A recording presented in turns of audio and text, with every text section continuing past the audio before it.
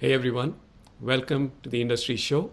I'm your host Nitin Bajaj, and joining me today is Lee Honeywell. Lee, welcome on the show. Thank you so much, Nitin. It's great to be here. Been really looking forward to this. Pleasure is all ours. So let's get started with the big question. Who is Lee? Oh my goodness. So let's see. I'm Canadian is the first thing. Technologist. I've been working in technology broadly and IT security in particular for over 15 years. I'm an athlete. I have been skiing since I was 18 months old. Um, and so very much happy to be back up in Canada, the snowy north. And yeah, I love working in technology and using technology to help people. So that's how we got here. That's quite a handful and pretty adventurous. So looking forward to getting to know you a little Yeah. better and so let's jump into that. So let's talk about TallPoppy. Yeah, so TallPoppy, we help companies protect their staff from online harassment and abuse. So think of it as sort of a personal cybersecurity employee benefit. But fundamentally, the mission is more broad than that. We're learning from working in the employer-employee context how to scale up this idea of expert personal security help from just me getting on the phone with someone who's dealing with like internet neo-Nazis or an ex who's a hacker, all the way to how do we help the entire internet stay safer online, specifically with their consumer accounts. We think about the sort of cybersecurity industry broadly. There's a lot of focus on like how do we protect the corporate network, but when it comes down to innovation on the personal security side, we haven't really had much since the password manager was invented. Yeah. And it is a pretty big problem. Now, thinking of as an investor or as a fellow entrepreneur, who would you define as your ideal customer? And then also, if you can give us a sense for the size and scale of your operations, the geographies you serve, and also, the kind of problems you tend to encounter and help companies with. Yeah, for sure. So let's see the size of the problem overall. If you look at the U.S. market, you think about the sort of employee benefits market. If I think of things like employee assistance programs, identity theft insurance, group legal, each of these is a multi-billion-dollar market. The other one that I think of a lot is when Symantec bought LifeLock Mhm. many years ago at this point. They called digital safety a $10 billion market. Frankly, I think that underestimates the problem. They're looking at a very specific, narrow portion of the market specific to financial crimes. But I think the personal safety market goes way beyond that. As far as the tiny chunk of the market that we've broken out so far, so we're 7 people, primarily based in San Francisco, me up in Canada. We've got one teammate in New Jersey, and we've got an intern in LA right now. And our customers are primarily sort of center of gravity in San Francisco, but we do have customers around the world. The problem landscape that we're looking at looks a little bit different outside the US versus inside the US, specifically because of the historical lack of privacy legislation in the US up until the CCPA came into effect a few years ago. So there's this whole ecosystem of data brokers, companies that buy and sell your personal information. I don't know if you've ever Googled your name and like the Oh, street yeah. that you live on, but it's really creepy, like how Scary. much stuff comes up. And getting that data taken down is not obvious. So one of the things that we do is we help people with that process. But our really core focus is helping people secure their personal accounts. Yeah, so that's the core of the sort of threat landscape that we look at is that personal data protection as well as personal account security. And that's a tall order, and hence tall poppy. Yeah. Yeah. As these seven of you are starting to make that dent in the universe, how are you approaching this in terms of, this is about personal safety, but you're doing more of the B2B or you're taking a B2C approach to this? We've started out with a B2B approach. We think that there's a really interesting opportunity in terms of the alignment of interests between employers who want to retain their employees. They've spent all of this money recruiting underrepresented employees, especially. And if some internet jerk is able to like harass their employee out of their job, then that's like, not only does it suck as like a human being, but it's also an economic hit for them. Right. So we identified that there was this like shared interest between employers and employees, and particularly among companies for whom there's an interface between the company and the public that happens at scale. So thinking about companies who have trust and safety teams, customer support departments, customer success, all of these places where the employees that you spent all of this time and effort bringing on board to your organization are interacting with a public who is less invested in their success, right? Like, and sometimes they're just going to be like straight up jerks. Mm-hmm. So helping those employees feel more secure in their day-to-day lives helps with employee retention, helps prevent burnout, all of these sort of squishy feelings things that we serve literally by helping them with the technical side of personal security. So when I think about, what it is, what we're actually building, it's that very carefully tested, very approachable personal security guidance. And I think that that's like one of the really unique things that we bring to the table. Is, you think of the like enterprise security tools that you've used over the years, not super known for their like usability and user friendliness.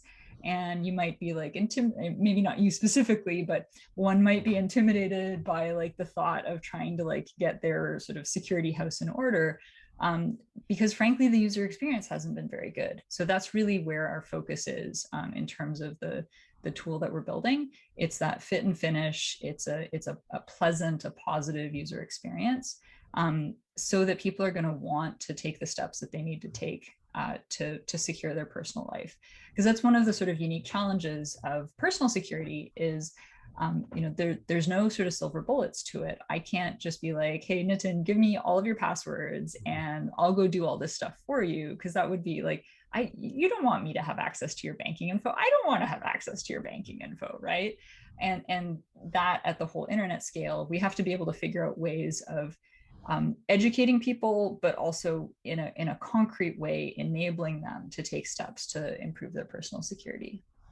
Yeah. I really love what you guys are doing. On one end, yes, the market is large, it's big enough, but also the problem is even bigger, right? Not just on the corporate side where you talked about productivity loss and an opportunity to be able to fix that, but then we also talk a lot about mental health, and we don't talk about how to fix it. We're talking about fixing the symptom, but not the underlying cause. And this culmination of taking the technical approach, but also thinking about the end customer who's really getting impacted. I really love that you brought these things together.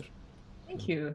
Yeah, I think it's really, when we think about sort of psychological safety in the workplace, as well as psychological safety more broadly, like there's a sort of common thing that happens in security and privacy circles when you're talking to someone who's like, oh, they hack into my email, I don't care, I got nothing to hide, right? Like that's a fairly common sort of attitude that people have about their sort of blasé about their personal security. And one of my common rejoinders to that is, no matter how much you don't have to hide, we're all sort of the keepers of each other's secrets. You've probably had conversations in your email with relatives who are going through divorces, or a friend who's dealing with an issue at work, and those all live in our personal accounts. So by keeping ourselves safe, we keep the people around us safe. And we've spent too much time in this past year thinking about herd immunity, but I think it actually really applies to sort of digital security as well. So I think that's where that next big part of the opportunity goes. Mm-hmm. Now that we've really nailed the process around selling to companies, we've signed some really amazing clients over the last year, including Twitch, the big live streaming platform. Wow. So being able to go from that sort of B2B side of things, where we've got these amazing companies that we're working with, to identifying like what the right go-to-market on the B2C side is and making the tools that we've built really, really broadly available. That's what I'm super stoked about over the next 18 months. That sounds amazing. So Thanks. tell us about the biggest challenge you're facing as a business. Oh goodness. I mean, as a founder, the biggest challenge has been scaling myself. It's identifying the things that like I've kept doing just a little too long. I think any founder runs into, why didn't I hire somebody to do XYZ 6 months ago? Right. And I think that that's been like an interesting challenge in a pandemic where everything's sort of up in the air too. Um, and then I think beyond that, I feel like I'm starting to get a good handle on when I get that feeling of like, oh, I should have really handed this off. That's the time to do it, to start to take action on it. As a business, man, like this is definitely one of those, what is your weakest thing? It's, oh, I'm a perfectionist, right? It's our challenge is like meeting the scale of the demand that we're seeing. And we're a tiny little team of 7 people. There's the sort of bringing on folks. We're very fortunate that we've had a really steady inbound flow of folks that want to work on this problem. Mhm. So a number of my hires have actually been from inbound interest, which I think is unusual and a nice not a problem to have. It's a like a great opportunity. And so I think scaling up to meet that demand on the B2B side, while also thinking about that B2C play and what that's going to look like in the future. Yeah. Yeah. And having that inbound issue that you were talking about is amazing and phenomenal in this market, right? Where Yeah. limited I sometimes feel a little bit bad when I'm talking to other founders who are like, oh, it's so hard to hire women engineers. Like there's like my whole engineering team, like it's not, I have an unfair advantage, right, in terms Yep. of hiring women Yes, engineers and being a woman myself. But it's definitely like I feel really fortunate to get to work with the team that I've built. They're all just like completely stellar. So that's yeah. awesome. Now, we did talk a little bit about the flip side of challenges, which is the opportunities, right? But what's the one big opportunity if you were to talk about it as a target for your business? Yeah, I think so we have this sort of split business right now. We have the software based Hmm. platform that we've built, and then we have this like extra fancy concierge security service where we go into a really deep dive of an individual's sort of personal security practices and write really detailed recommendations out for them. The opportunity that we have there is that every one of those conversations ends up being a fabulous learning experience in terms of the direction of the software. We're getting to do these, we're working with movie stars, we're working with film directors, we're working with executives, sort of public figures to protect them. And in learning from those really high profile folks what their concerns are, what keeps them up at night, that is like the most amazing product research that Mhm. it's such an amazing opportunity to fine tune like what that software looks like. That's pretty cool. And Yeah. again, you have to balance the resources and make Yep. sure you have enough, but you got to put that on the roadmap and then be able to tackle that. Yeah, exactly. Plan for that and bring on additional engineers as the scope of what we're trying to do expands. So Growing yeah. pain. Yep, exactly. So if you look back in the rearview mirror, what is a success story or a lesson learned that you'd want to share with us? one of one of the success stories that I hold really dear to my heart over the past year is we were working with a nonprofit client in the sort of election infrastructure space over the past year. And after the election last fall, there was a bunch of misinformation campaigns and stuff. And one of their executives actually ended up targeted by one of these misinformation campaigns that the FBI would later say was actually like state-sponsored disinformation from an adversary of the United States. And so spent a little bit of time over Christmas running an incident, helping support this executive who literally, like, they had put a crosshair, like a target on her face on a Wow. disinformation website. and to be able to actually be there for her as she was going through this like super scary scenario, to be able to support her and her family was such a powerful like validation of what we're trying to accomplish here. Because it's, you know, you can teach so many people how to turn on two-factor authentication and use a password manager and those sort of nuts and bolts of the work, but when things get super real like that, it's just a reminder of how important this work is. Yeah, and I don't think there is enough infrastructure around, right? If that mark was put on you, like, Yep, what kind of resources do you have, right? And exactly. it's not. My personal experience is, if you go and ask for law enforcement, the first thing they're going to ask you is, did something really happen, right? Why And don't you just log off? Like, yeah, do you really need to be on the internet? And it's like, what have we spent the last year and a bit doing? This is our life. This is our life now. This little box on the screen, like that's such a big part of our lives. And it's funny. I used to have this slide in my pitch deck that was the internet is real life, or yeah, the internet is real life, right? Like this is our one like amazing life that we've got, and a fair amount of it is spent on a screen. So we can't just say that bad things that happen online somehow don't matter, are somehow less real. Certainly from, you know, working with our clients, the psychological impact is super real. Even if nobody does end up showing up at their house with guns, thank goodness, it still has like a real detrimental effect on folks. So yeah, it yeah. it shakes you up. And Yep. but I'm glad you were there. You were able to help this Yep. person, and that's great validation of what you're doing. And Yep. I'm sure that Absolutely. continues to motivate you Yep, that's what keeps when there are me times when you're pulling your hair. getting hands on keyboard every morning. I'm like, who am I going to get to protect today? What is the, you know, what is the impact we're going to get to have as an organization? So yeah. That's so cool. So let's switch gears and talk a little more about you. And let's do that with the series of one-line life lessons that you're going to share with us. Oh, this was so, I had so much fun writing these. I really, really liked the format. So should I just like rapid fire, or do you want some context? Context is always great because All I right. think, personally to me, how it came about, at what point in your life, or, Mhm. how that light bulb kind of went off is Yeah. always interesting to hear, right? And it kind of gets uh, people thinking Yeah. that, hey, I'm going through a similar phase, Mm. and this makes a lot of sense. Yeah. Or this is not me, so I'm not going to do this, which is also helpful. Well, I'll start with don't be afraid to ask for help. I think that's the one that has really, you know, as we're sort of starting to emerge from COVID and lockdown, I think a lot of people are pretty burnt out. And with that sort of exhaustion of burnout, you sometimes end up in this like, oh, I gotta just push through it. Mhm. And I think one of my biggest lessons as an entrepreneur has been to watch for that feeling of I've just got to push through it, and treat it as a really valuable signal of I actually need to do something differently.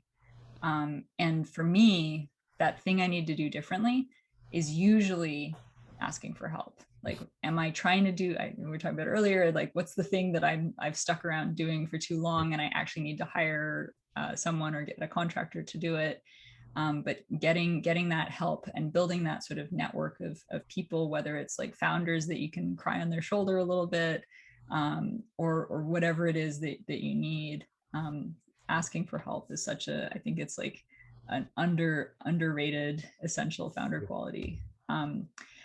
This one I'm definitely still struggling with. I'm almost like embarrassed to put it as a life lesson, but it's almost a life lesson because I still find it really hard.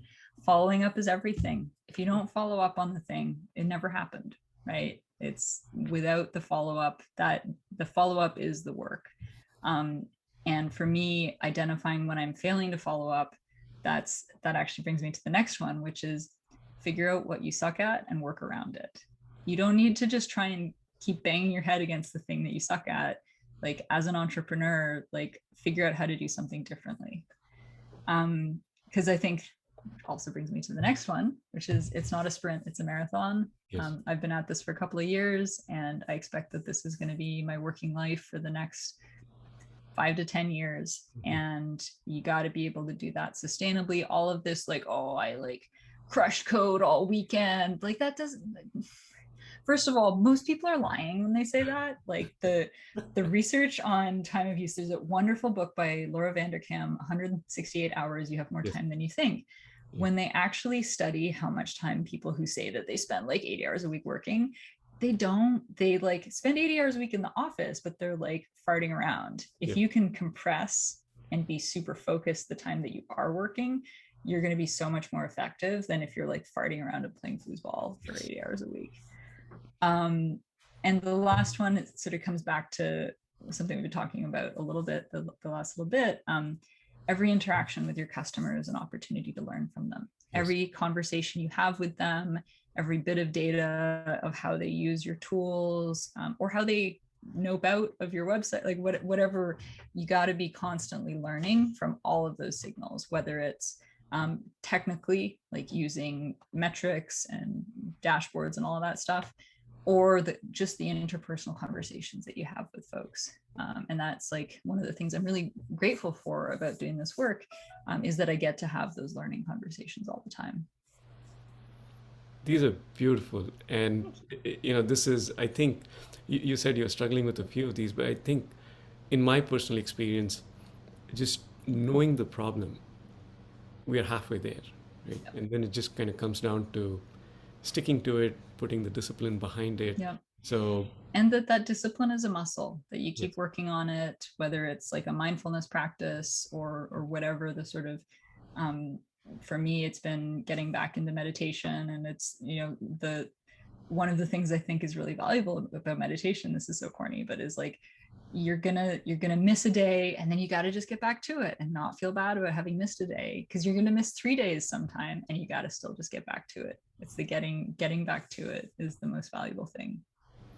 Yeah. and I'm sure as an athlete, you kind of realize both on that meditation, but also on the sprint versus a Yep. marathon, that yeah, you gotta keep at it. You gotta channel Yep. your resources, and you don't want to exhaust yourself because the next day you're gonna feel like crap. So just keep at it, Yep. and you'll get there. Absolutely. Absolutely. But Lee, this has been wonderful. Thank you for making the time, and Yeah. No, this is a super fun conversation. likewise, thank you so much.